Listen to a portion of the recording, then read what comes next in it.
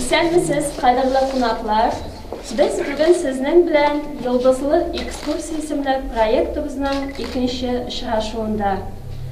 Bugün bizde konakta Türk milleti vekilleri, Türkiye'nin General Konsulu Sadri Tunç Angalı hem tercümeşi, yazışı Fatih Katlı.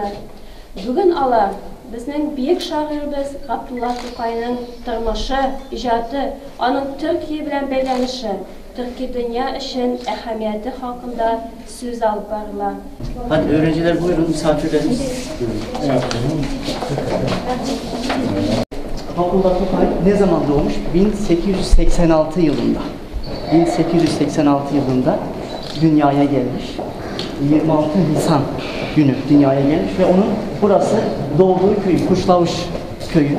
Aydınları, yazarları, edipleri büyük işler yapmış. Bunlar mesela Kayyum Nasiri, Rızaettin Fahrettin, Şahabettin Mercani, Ali Mahmut Tuklar. Bunlar hepsi Abdullah To'qay'ı ta o zamandan bilen, saygı duyan insanlar. Türkiye'de To'qay vefat bulgan ay, hatta ya April ya May ayı da Türk Yurdu jurnalı To'qayga bağışlanıp çıkarılan. Türk Yurdu diyen jurnal. Bütün jurnal. Tulusu bilen To'qayga bağışlanan. O jurnal benim kolga ilekken idi. Garip sıfırında indi, garip harflerinde. Onu biz Türkiye'de Türk Latince'ye küçültüp Türkiye'de jurnalda basılıp çıktı o Türk tulusu bilen yanadan.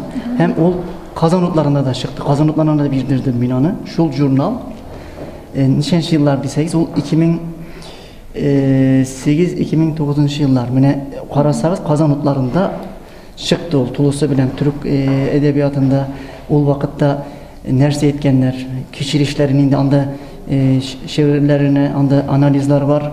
To'qay'ın vafatı göz alınana yılı o vakitte mene yana hisler şunda orun algan.